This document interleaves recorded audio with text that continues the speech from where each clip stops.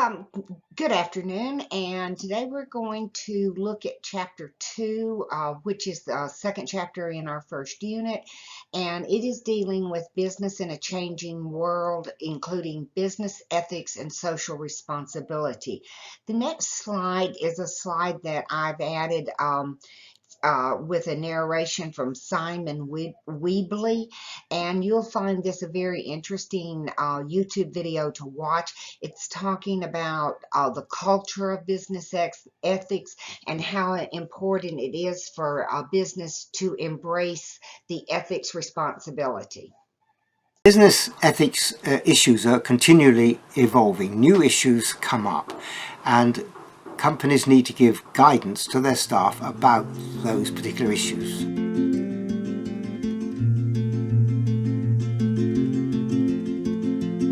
Ethics starts where the law and regulation ends. So we're looking at things where there's no regulation or law. The ones that are pretty consistent, that is those that are not covered by law and regulation in most countries, are the giving and receiving of gifts and hospitality, and the other one is the declaration of a conflict of interest. Guidance needs to be given to staff about each of those things because they can make up their minds, but it may not be consistent within the organisation. So those are two of the ones that are pretty common and will continue to be so. We do a survey every 3 years asking the general public about the ethical issues in business which they consider to be important, and the one we most recently done in 2015 showed that a third of those who gave their opinion or were asked their opinion said that companies' tax avoidance was the one they disliked most about companies.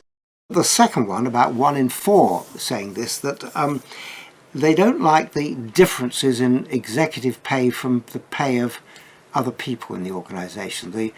The gap between the biggest and the lowest is very large in some organisations, and they particularly focus when they're asked about this on bonuses.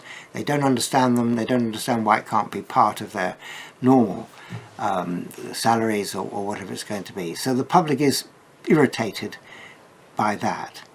The third one is about what is generally called exploitative labour. It's taking people and making them do things in ways which degrades them or doesn't pay them very much and exploits them for lots of different reasons. And that isn't only in this country, it's also their suppliers and how they pay and exploit other people on that. The general public doesn't like that.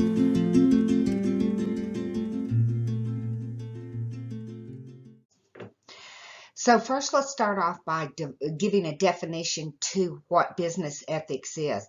A business ethics is the principles and standards that will determine acceptable conduct within business. This acceptability of behavior is determined not only by the organizations, but the stakeholders, which would include, again, from Chapter 1, customers, competitors, government regulations, interest groups, public, different things like that. Most unethical activities within an organization are supported by the organizational culture that will encourage employees to bend or break the rules. But then one thing we want to look at is that an individual's ethics are different than the business ethics. Your individual ethics are generally formulated from when you were a child. When we have good ethics within an organization, it will lead to trust, and in business, trust is the glue that's going to hold relationships together. Trust in banks seem to be lower than any other industry except for the media and government. We have found that people distrust banks. Some people think that banks, are going to try to take their money and different things like that. We have seen in the news in the last 2 or 3 months, how we are beginning to distrust media in not only reporting the news, but in trying to protect their own people. So one thing is we always want to try to have trust within our organizations. To truly create an ethical culture, it is going to be up to managers such as yourselves or your managers to show a strong commitment to the ethics, the code of ethics for their organizations and how they expect compliance to those code of ethics.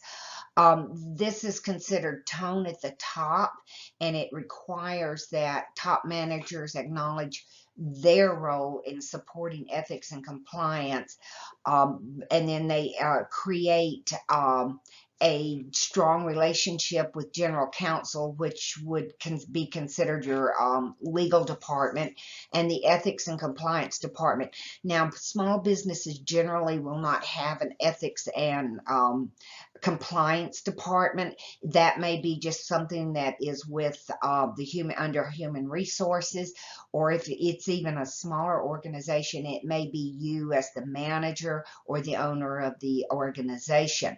But it's up to you as a manager to clearly communicate the company's expectation for the ethical behavior to all employees, your employees. It should be your responsibility or your manager's responsibility to make sure that those in a supervisory position, they know what the business ethics policy are, and they train their managers, employees, what to do if an ethic occurs, and so what to do in that area. Consumers and advocates believe that businesses should not only make a profit, but that they should consider the social implications of the activities or the products that they're promoting. And that's where we come into the definition of social responsibility, which is a business obligation to maximize its positive impact and minimize its negative impact on society. One of the companies that come to mind in when I'm thinking of this is the pet grooming businesses. There's been a lot of social media about people working for PetSmart that are when they're grooming their dogs, that they're mishandling them and they're being mean to them. Well, this is impacting their people bringing their dogs in to be groomed. So PetSmart is now really they're putting cameras in the grooming stations to watch for this, and if they find groomers being unkind to their dogs, they're immediately going to dismiss them. So that is maximizing a positive impact and minimizing a negative impact that we're talking about. Now, keep in mind that social responsibility and ethics differ. Ethics refers to the decisions made by the individual or a group that society evaluates as right or wrong, whereas social responsibility refers to the impact of the entire organization's activity on society. And going back again to PetSmart, these 1 or 2 bad groomers now have affected the entire organization, how we look at PetSmart. Due to in the early 2000s, there was a lot of financial corruption within banks and stock markets and different companies like that. The government will actually, when this occurs, step in and pass laws and regulations that not only encourage but require businesses to conform to society's standards and values and ethics and attitudes that we have found we want to live by. 2 of these that were enacted in the early 2000 was the Sarbanes-Oakley Act, which was an accounting act. It criminalized security and fraud and stiffened the penalties for corporate fraud. And then the Dodd-Frank Act was also passed after the most recent recession, probably in the 2007 era, and was passed to reform the financial industry and offer consumer protection. The Sarbanes-Oakley Act, I thought was in reaction to the Enron security fraud that I mentioned in Chapter 1. And then the Dodd-Franklin Act was, I think it was most of, it was enacted for a lot of it for the real estate market and the banks, when the banks were lending money to people who really couldn't qualify for these beautiful homes. They couldn't pay for them. And so these two have had a great impact on the different financial aspects that we're under now. This slide just shows a progression from the 1960s to the 2000 of some of the social and consumer rights and different things like that that we have had to look at and make changes within our ethical decision making. Regardless of what you or myself as an individual believe about a particular action, if society judges it to be unethical or wrong, that judgment directly affects the organization's ability to achieve its business goals. Headlining grabbing scandals with some of these that we're going to talk about here in just a moment have really created ethical concerns within those organizations. If you look down here at the subprime loans and foreclosures, that was what I was just talking about on the previous slide, where the banks actually were loaning money to people who could not afford them, and then they would take them back and resell them. That created, loss. Executive compensation. That is one that the book will tell you that the average CEO earned 331 times the amount of the average employee and 774 times a minimum wage worker. And there's been public outcry about executive compensation, and recently it has dropped about 22% decrease. But they still, in my opinion, some of our executives are way overpaid. Cyber crimes is another one that we look at, and think of some of the Equifax that was hacked into. Those are things that people have really had, some ethical decisions about. NFL handling of domestic abuse cases. Until the public got involved, most of the time the football players were given a slap on the hand and said, don't do that anymore. And now they are being suspended from the league. They are being fined and different things like that. And so I can't say that it's not still happening, but it's not reported as much as if it is. And then another one is the unfair competitive practices. Going back up here to some recent legal ethical decisions. One of the nation's largest truck stop chains, Pilot Flying J, and if you ever travel 75, you see these big truck stops. They actually settled a claim for failing to manage its employee for inappropriate conduct. Now, when we think of inappropriate conduct, we're thinking of sexual misconduct, but that's not what this one was talking away. What they did was the employees were skimming rebates that were due customers. They wouldn't give them a rebate on something they bought, and then they would turn it in and get the rebate themselves. So these are some of the things that in business you have to look out for and make sure that you and your employees are not participating in these. This is a cute little ethics quiz that I found, and the link is down there. And if you will take just a few minutes to follow this link and answer these questions, I'm not going to see your answers. It's just going to give you something to think about. Okay, so now let's look at recognizing ethical issues.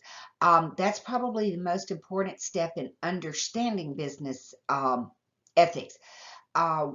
We define an ethical issue as an identified problem, situation, or opportunity that requires a person to choose from several actions. Just like on the previous slide, you had to choose from several actions, and whether you evaluate it as right, wrong, or ethical or unethical. Learning how to choose from these alternatives and make a decision require not only you have good personal values, but that you also acknowledge the competence in the business area of concern. If you don't have an idea of what the problem is, then you can't actually have an opinion on an ethical issue. This slide is just giving you an overview of a situation that arose within the Ralph Lauren organization, and how they handled this bribing situation, and how they came out looking like that they had addressed it and they had taken care of it. So this is just a little thing to give you an idea about how Ralph Lauren handled it. And as the previous slide said, it was bribery. Many businesses seem to be straightforward and easy to resolve, but they can be very, very complex. For example, it is considered improper to give or accept bribes, which are payments, gifts, or special favors intended to influence the outcome of a decision.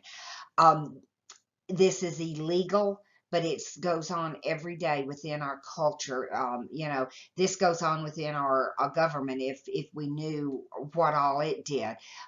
Ethics is also related to the culture in which the business operates. And for instance, the Ralph Polo in Argentina, bribery is expected, but in the Ralph Lauren organization, bribery was not allowed. So that's how we have to think about that. This is a survey that was taken by the National Business Ethics Corporation, and they found that workers witness many instances of ethical misconduct within their organization. And if you look at this, they show you what between 2011 and 2013, some of the common issues that employees either witnessed or they participated in as far as ethical misconduct within their organization.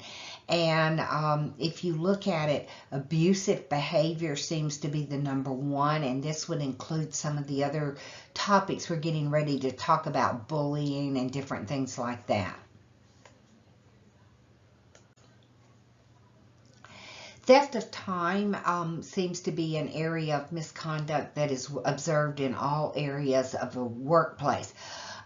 Many employees and even managers spend an average of 1 hour a day using social network, watching YouTube videos, different aspects of not working during that hour. Now, if you're using that hour during your lunch hour, then it would not be considered misuse of company time. But if you're using, an hour a day of the company's time that you should be working, that's actually stealing.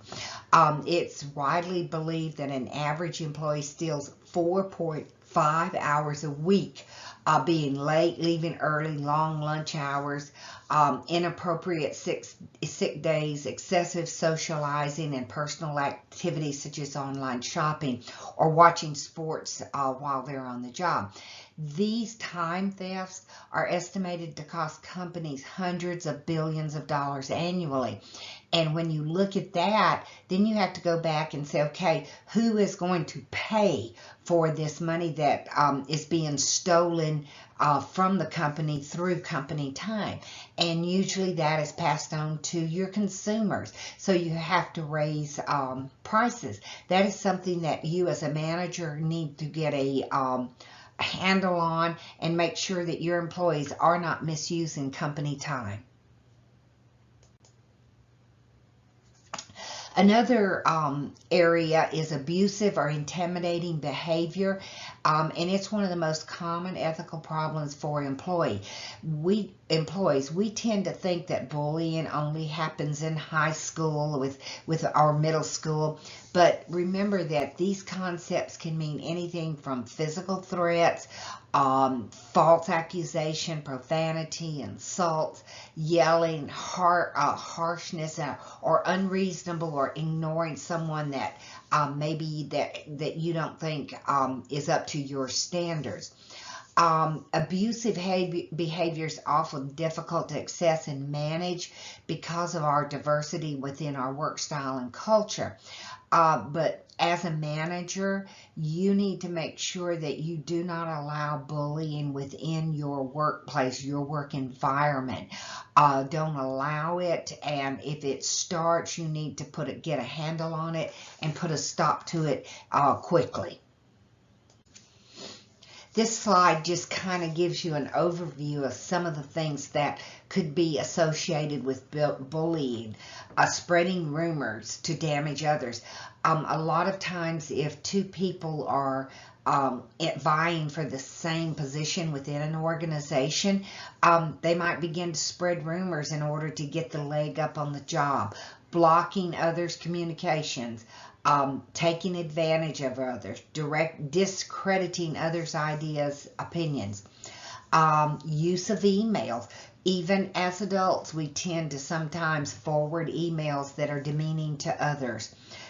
Insults, yelling, shouting, terminology that discriminates against race, gender, or age. Body language also is one that we don't tend to think a lot about, but body language can be very, very disrespectful within the work environment. And then the last one, and I think this goes on more than we tend to think about, is taking credit for others' work or ideas.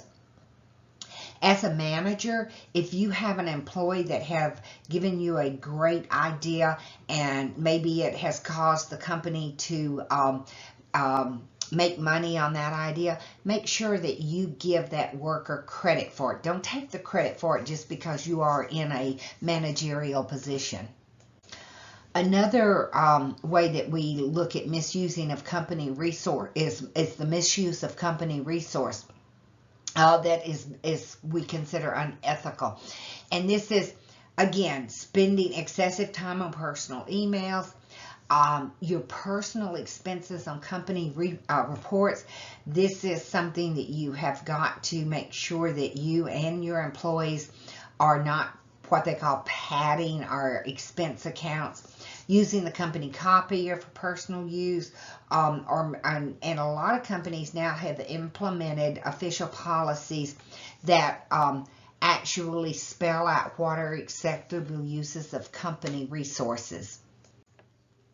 Another ethics situation you might be confronted with in a business environment is called conflict of interest.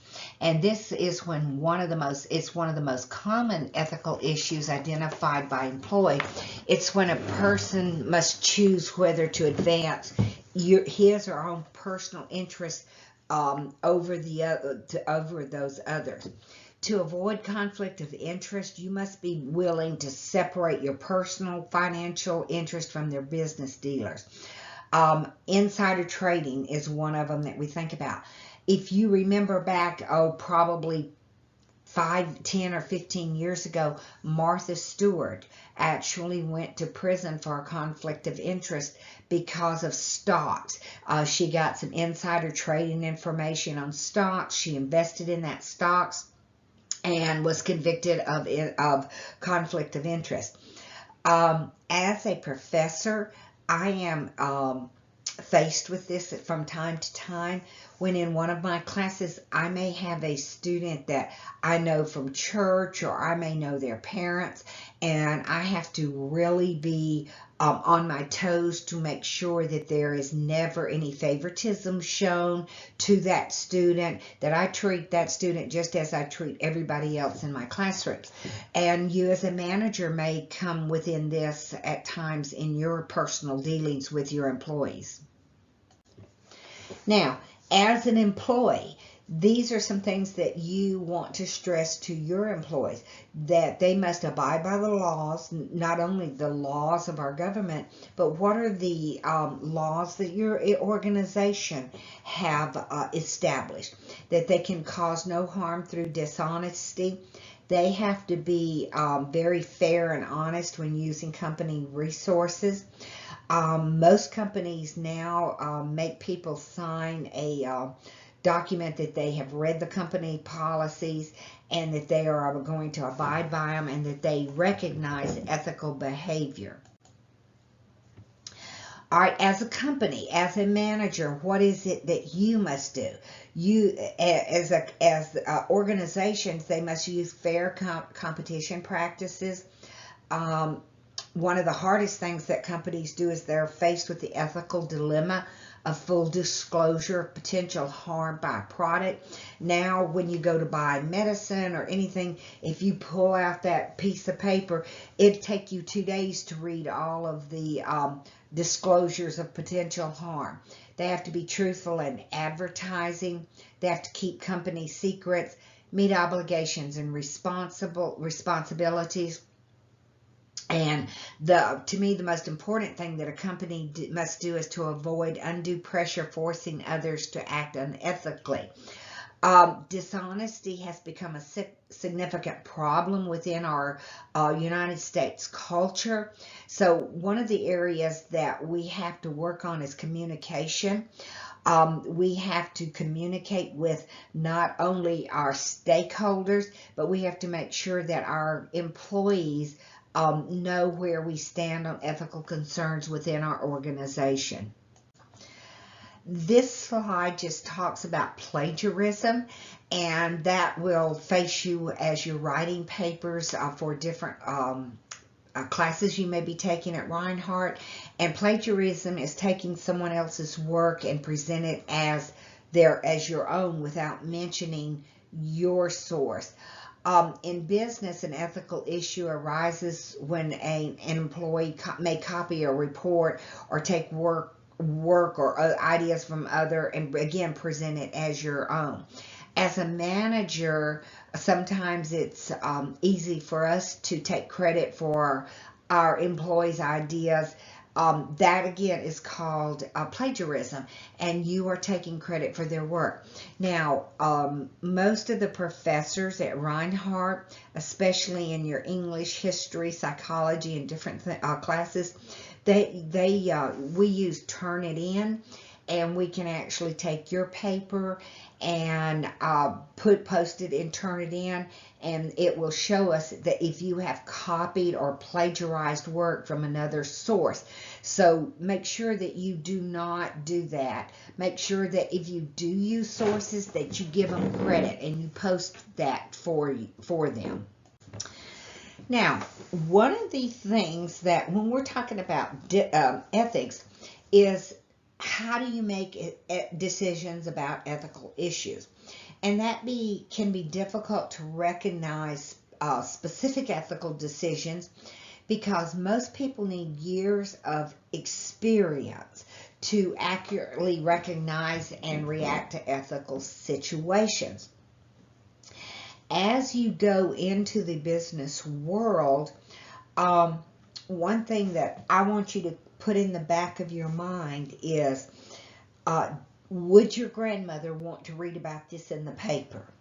Would you be comfortable with your decision being shown on the news? These are some of the things that would help you know whether or not what is the right decision or what is the wrong decision to make. And then right here are just some of the questions that you could ask yourself. And to me, one of the most important ones that you would want to ask is right here, the very last one. How does this activity fit with your own beliefs and values? Could you go to church and stand up in front of the church and say, I did this, and feel good about it? Always ask yourself those questions. How would it affect myself and how people view me? There are about 3 factors that influence business ethics. First of all, What are your individual standards and values? Many employees use different ethical standards at work than they do at home. And a lot of times it's how they were raised, what their parents taught them, how to deal with certain situations. The second one is the managers and coworkers. Again, we talked about this at the very beginning. As a manager and a coworker, activities and examples set by you or your coworkers are critical in gaining those ethical compliances. And then the opportunity, codes and compliance requirements would affect how decisions are made. If your company fails to provide good examples and directions, then just know that confusion and conflict's going to develop, because you may have on one hand very ethical employees that want to do what is right, and then on the other hand you may have employees that do not have the same ethics, and it's, get all you can all you get, poison the rest and sit on the lid. That's kind of a theme of ethical decision making. When an organization does not have an established ethic policy and standards, that makes it difficult for your employees to determine what code of conduct is acceptable. So what you want to think about is establishing a professional code of ethics that is a formal rule and standards that describe what your company expects of its employees. Most large organizations now have these, but if you are starting your own business or if you're working for a small business, this is something you may want to implement, because a code of ethic policies, they establish the policy on ethics, they provide ethics training, and advanced ethical behavior, because it says this is what we will do, this is the consequences if you do not adhere to this ethical standards. Whistleblowing. Now, this is something that you hear about in the news quite a bit, and it's one of the most important components of a ethics programs, is how an employee can report observed, not just hearsay, misconduct anonymously. Although there's always a risk of a retaliation, it is still a major factor whether an employee will report illegal conduct. The National Business Survey found that whistleblowing has increased in the past few years. And whistleblowing occurs when an employee exposes an employer's wrongdoing to an outside agency, such as the government, the media, regulatory agencies, or something like that. In 2010, Congress passed the Dodd-Frank Act, which includes a whistleblower bounty program, which means that if this is exposed and it's found to be true, you can get financial compensation for it. On the next slide, I've posted a YouTube video on the importance of allowing employees to be whistleblowers and to report misconduct. Immediately raises a question. Is it the individual? Is it the organization? In my view, any organization which has a whistleblower ought to start from the supposition that they are right, there is an issue to address, until proved to the contrary. And when I say proved, I do mean proved. If I had to hazard an opinion, in most cases, there is an element of truth about any whistleblowing allegation. It may not be absolutely true, but it may indicate something that is a problem, perhaps not exactly the problem indicated. And that in itself, paradoxically, is valuable to an organization. I mean, what we know from history is that in quite a lot of cases, people blew the whistle, nobody paid any attention. It would have been a lot better if the whistleblower had been listened to. That doesn't mean to say all whistleblowers are right, but this is a serious issue. Actually, Scandals coming to the open may be a very healthy sign, because in my experience, 20, 30 years ago, a lot happened that was never reported, never discussed, and it certainly wasn't ethical. These kinds of practices today are much more likely to come out in the open. So in that respect, therefore, I'm rather an optimist in terms of the general trend. Will there always be ethical issues? I think there will. The borderline in terms of what is ethical and not ethical shifts all the time. And we're not all the same as people. We are very different across countries, across cities, across continents. It's unreasonable to believe that everybody will behave in the same way. I believe that actually there are more checks and balances now in terms of ethical behavior than there were before. If you go back 30, 40, 50 years ago, the environment was one in which people kept very quiet about most things. You didn't discuss them. Things were carved up quietly behind the scenes in a way that today would be regarded as completely unacceptable, and quite rightly. So in that respect, therefore, is there an ultimate answer? Will we all behave ethically? No. The question is, are the mechanisms there to bring them into the open and to cope with them, and not to eliminate them, because we'll never do that, but to minimize their harmful effects?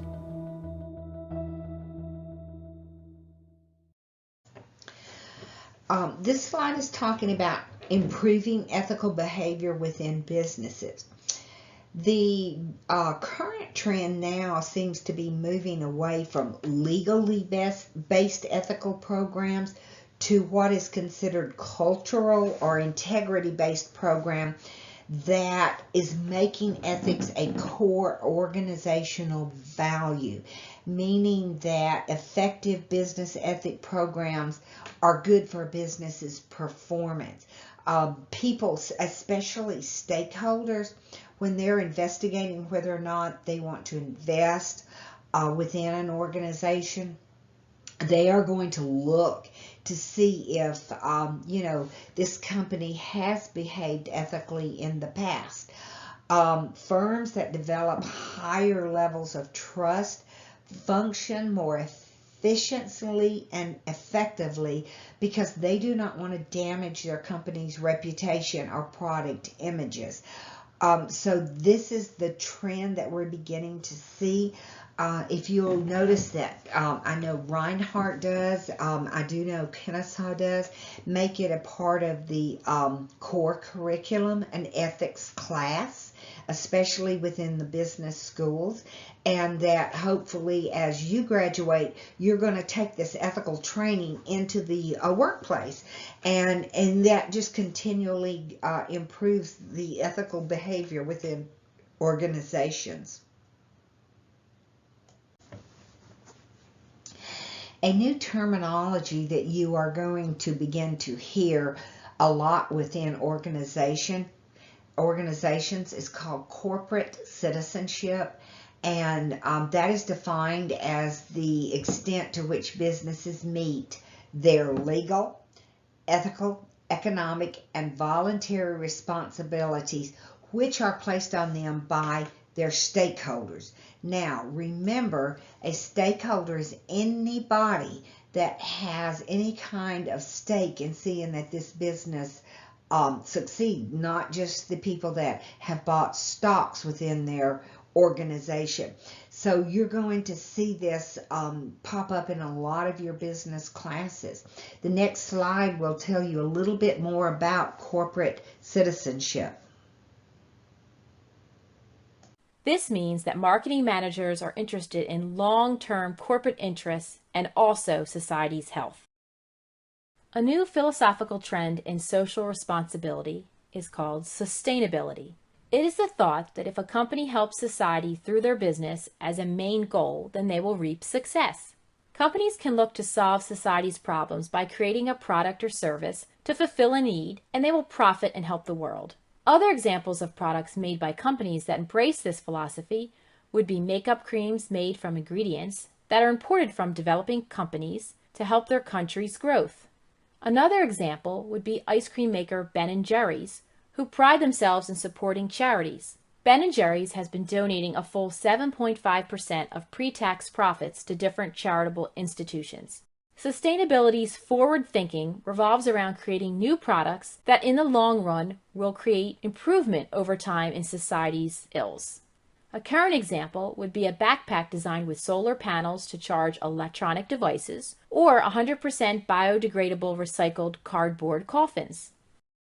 Another way that companies can embrace social responsibility is through a different approach called stakeholder theory. This theory's central focus is that social responsibility is really giving attention to every stakeholder in the entire company, whether it be the employees, customers, owners, suppliers, management, or the community.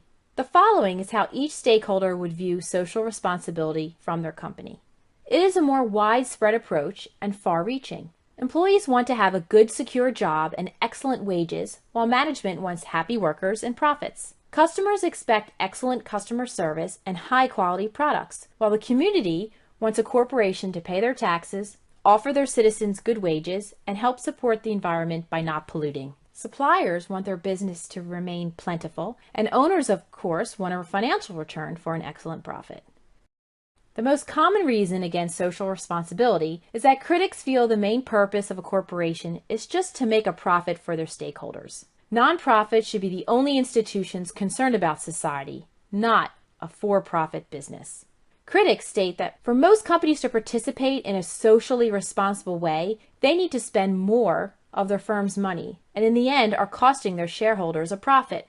For example, if a company is going to import ingredients from a developing nation instead of using a well-known source, then the added cost. This slide just is going to give you an overview of the arguments for social responsibility. The main argument for social responsibility is that businesses help create many of the social problems, so that it should be responsible and play a significant role in solving them, especially in the areas of pollution reduction and cleanup. This slide is the arguments against social responsibility, and that the main argument on this one is that it distracts from the primary goal of businesses, which we talked about in Chapter 1, earning profits.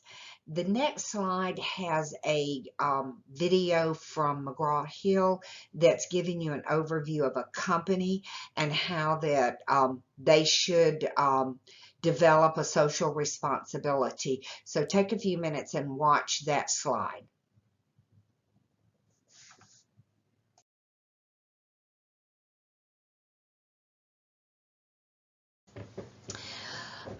Businesses must first be responsible to their owners, because remember, they are primarily concerned with earning a profit so that they're getting a return on their investment. And so they must, for their owners, their stockholders, they have to be have proper accounting procedures. They have to provide their investors with all the relevant information, and they have to protect the owner's rights and investments. To their employees, they must provide a safe workplace. They have to pay them adequately. They have to provide equal opportunities, and I think this is very relevant right here for all employees, not just for some employees. And they have to keep them informed of what's happening, and they have to listen to their grievances and treat them fairly.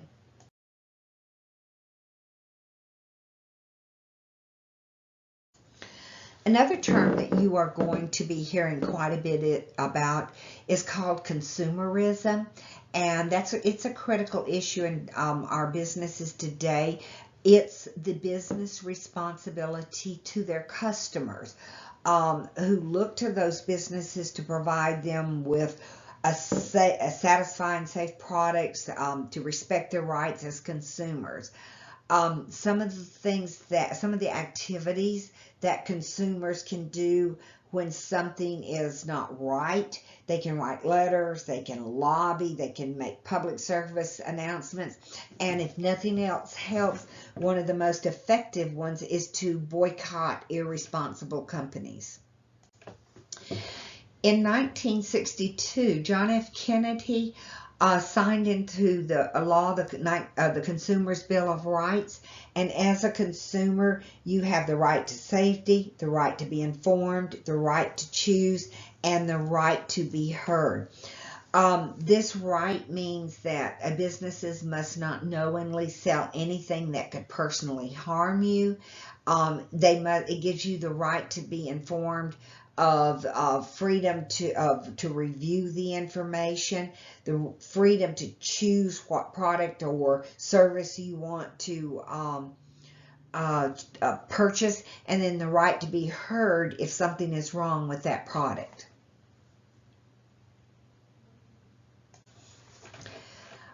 Another term that you will hear quite a bit even in the news today is called sustainability. Until the 20th century, people generally thought of the environment solely in terms of how the resources could be harnessed to satisfy their needs for food, shelter, transportation, and recreation. But now it is thought of as the well-being of our natural environment. Sustainability involves the interaction among nature and individuals, organizations, and businesses to maintain the health and natural environment. And in previous chapter, we talked about natural resources. These are things we can never get back. We cannot make more oceans and different things like that. So as consumers, as employees, as businesses, we have to sustain our natural environment.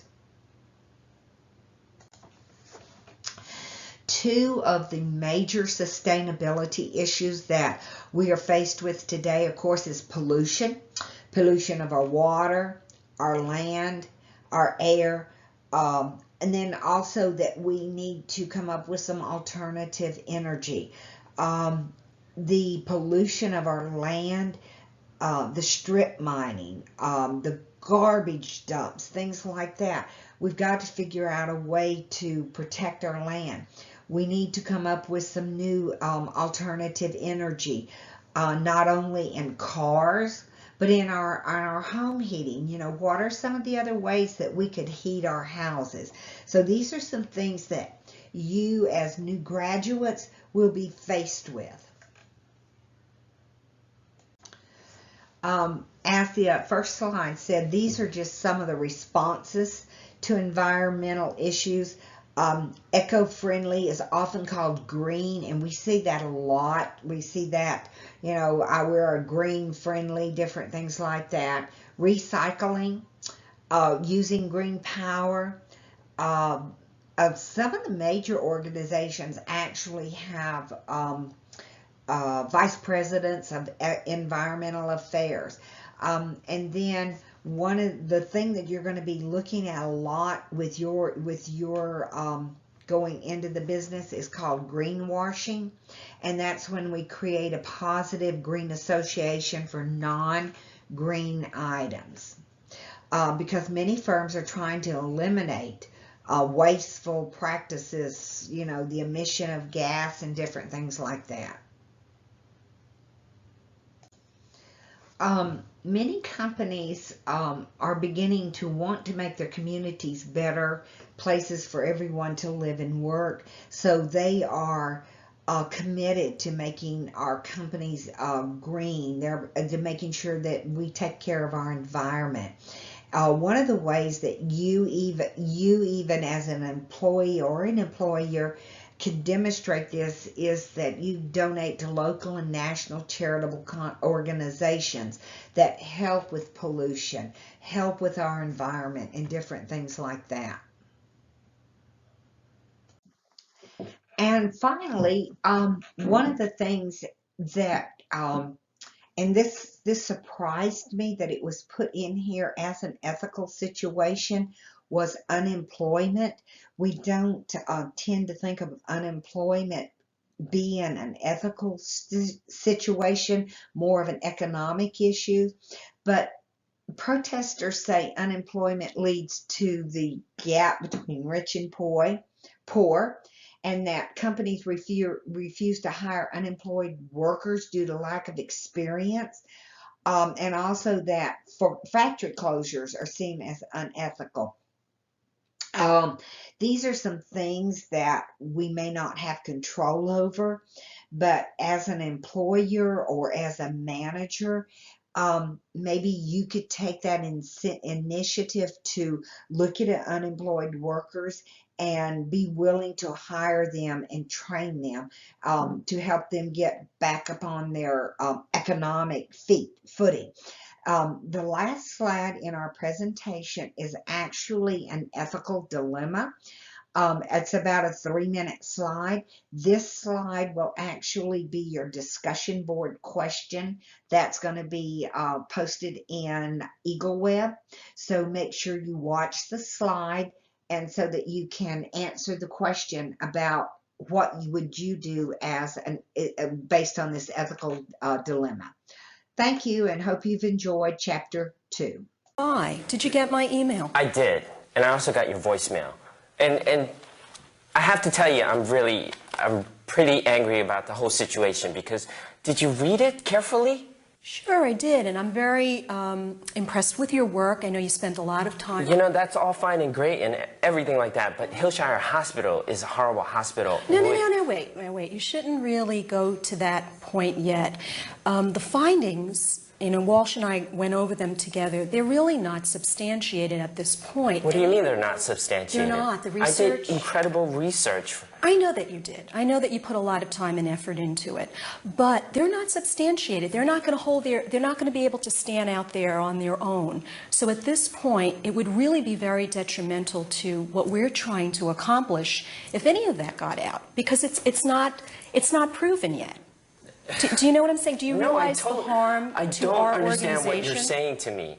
You know, I have to tell you, my research has always been impeccable, and there is nothing about it that will not stand up anywhere. Danny, the work that you've done, as I keep saying... Susan, people are dying. But we're not 100% sure of the cause factors here. What do you need to know? We need to know more. There has to be more research that is substantiated. This is one finding that we're looking at. My research shows that it far exceeds the national rate of accidental harm to patients in that hospital, 20%. All right. And that could possibly be cause for concern down the road. But at this point in time, let's think about it. What are your goals? What's the most important thing that you're doing here for the To make sure that nobody is going to die. Okay, that's a secondary piece of it. That's not secondary. We're all in favor of that. But how can that be secondary? But what's our business objective right now? Let's not lose sight of that. Danny, what's the business objective? I've been here over 5 years. Danny? I've worked with you at Woodland for over 5 years, and this is insane. You're asking me to compromise, and I cannot. No, Danny, I'm not asking you to compromise. I'm saying let's hold off until we're 100% certain that the research findings are further substantiated. That's all we're saying. I'm on your side. If you hold on, more accidents will happen. I understand that, but do you realize if we don't get our funding, we can't do any good work? Well, we'll have no money to go forward with a lot of the great things that this hospital stands for. I don't know what you and Walsh are trying to pull. Listen. But it's not... What Walsh and I, and what I hope you would be cooperating with us to do together, right, is to move forward to help restructure this hospital. Our long-term picture is to put this organization back, to make it healthy, to get the funding that it needs, to do all the things that you're talking about. But do you realize as time goes by, people will die? But that's not our goal, Daniel. Our goal, we have a very specific job. We're here to make sure that the funding comes about so this organization can clean up its act and do all the things that it should do. Susan. We're not here. We're not really Susan, here. I've been here for over 5 years at Woodland. I love my job. I love what we do. I know that you do. I know that you do. But you're asking me to do something that's very compromising, and Danny, I understand your concerns. I appreciate what it is you're saying. But the bottom line I, is, as a human being, Susan, understand. can I talk for a second? Listen, the bottom line is, for me, if immediate action or some kind of resolution isn't taken, I'm not going to have any choice but to go to the media. The reality is that immediate action will not be taken. The only effect that immediate action will have, it's going to really backfire. All the things that you want to happen, I cannot sit on this. They're not going to happen, Danny. Do the you shareholders realize that? have a right to know what is going on They have a right to at know, Hillshire. but at this point in time, it's going to be a much more damaging situation that maybe you haven't really thought through. The goal of our job is to help these organizations to do what, Danny? What's the goal of our work? Knowing what I know, Danny, you're not answering me, though. I understand, but we're going in circles. We're just going in circles. You're not giving me any choice. I'm giving you choices. I'm saying keep doing the work that you're doing, and then we can proceed at a later point in time, but it's unrealistic right now. Here are the options that I'm giving you, and I'm giving you two, Susan. So listen very carefully. Either you somehow go through the proper channels to alert the shareholders and the community of what's going on at Hillshire, or I'll have no other alternative but to go to the media.